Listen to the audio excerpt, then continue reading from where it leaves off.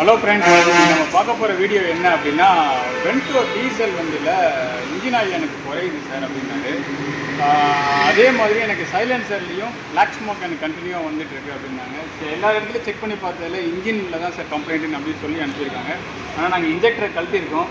இன்ஜெக்டரை கழட்டும் போது நம்மளுக்கு வால்டோர்லேருந்து இந்த ப்ளோபை கேஸ் மூலயமா இந்த சீல்ஸ் எல்லாமே நம்ம எத்தனை வாட்டி மாற்றினாலும் எனக்கு லீக் ஆகிட்டுருக்கு அப்படின்னு சொல்லியிருந்தாரு. ரெண்டாவது வந்து இதில் செக் பண்ணும்போது இன்ஜெக்டர்ஸை கழட்டிட்டோம்.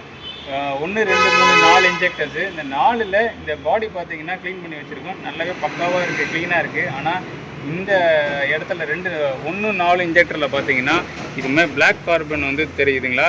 இது வந்து இன்ஜெக்டரோட இந்த ஓரிங் வந்து போயினனால இந்த இடத்துல, அதாவது இந்த டோட்டல் யூனிட் அப்படின்றது உங்களுக்கு ஹெட்டிலேருந்து, அதாவது பிளாஸ்டிக் பாடியிலேருந்து டேரெக்டாக சிலிண்டர் ஹெட்டுக்கு இன்செர்ட் பண்ணுறது தான்.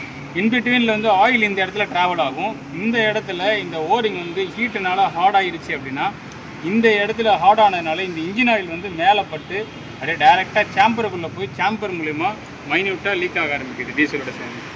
இப்போ நம்ம என்ன பண்ண போகிறோன்னா, ஓரிங் கிடைக்குமான்னு பார்த்தீங்கன்னா கண்டிப்பாக இதுக்கு ஒரிஜினல் எங்கே தேடி போகிறதுன்னு தெரியல. ஆனால் நாங்கள் டாட்டாவில் வந்து இதுக்கு வந்து இன்ஜெக்டர் ஓரிங் கிட்டுன்னு விற்கிது.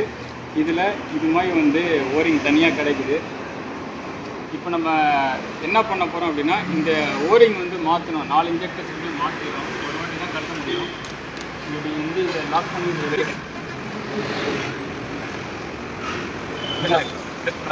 ரெண்டு செக் பண்ணும்போது இந்த ஓரிங்கோட இது கொஞ்சம் திக்காக இருக்குது. அதனால் வந்து கண்ட்ரோல் ஆகும்னு நினைக்கிறோம். செக் பண்ணி பார்க்கலாம். இப்போ இதை ஃபிக்ஸ் பண்ணிட்ட பிறகு கஸ்டமரோட ப்ராப்ளம் வந்து அவர் ஓட்டின பிறகு தான் அப்சர்வேஷன் தெரியும். நம்ம இதை ஃபிசிக்கலாக தெரியுது, நம்ம சேஞ்ச் பண்ணி பார்ப்போம். சேஞ்ச் பண்ண பிறகு ரிசல்ட் எப்படின்னு கஸ்டமர்கிட்ட கேட்கலாம் ஃப்ரெண்ட்ஸ். தேங்க்யூ. இப்படி இது கழட்டின ஓரிங் ஃப்ரெண்ட்ஸ். இப்போ நம்ம கவரில் காட்டின ஓரிங்ஸ் வந்து நம்ம ஃபிக்ஸ் பண்ணியிருக்கோம். இது நல்ல திக்காகவும் தெரியுது. ப்ளஸ் வந்து இது வந்து நம்ம சீல் பண்ணுறோம். ஆக்சுவலாக இன்ஜின் ஆயில் வந்து டேரெக்டாக சாம்பருக்குள்ளே போயிடக்கூடாதுன்றக்காக இது சீலிங் பண்ணுறோம். சீலிங் பண்ணிட்டோம் அப்படின்னாலே உங்களுக்கு இதுலேயே ஓரிங் வந்து ஆயில் அரெஸ்ட் பண்ணிடும். ப்ளஸ் கஸ்டமர்கிட்ட ஓடும்போது நம்ம இதோட ஃபீட்பேக் கேட்போம். இது ஃபிக்ஸ் பண்ண பிறகு கஸ்டமர்கிட்ட ஒரு 1 வீக் கழித்து நாங்கள் அப்சர்வேஷன் கேட்குறோம் ஃப்ரெண்ட்ஸ். அதோட செகண்ட் பார்ட் வீடியோ வந்து கஸ்டமரை வச்சு நாங்கள் வீடியோவில் ஸ்டார்ட் பண்ணுறோம். தேங்க்யூ. இந்த வீடியோ உங்களுக்கு பிடிச்சிருந்தா லைக் பண்ணுங்கள், ஷேர் பண்ணுங்கள், மறக்காமல் சப்ஸ்கிரைப் பண்ணுங்கள். தேங்க்யூ.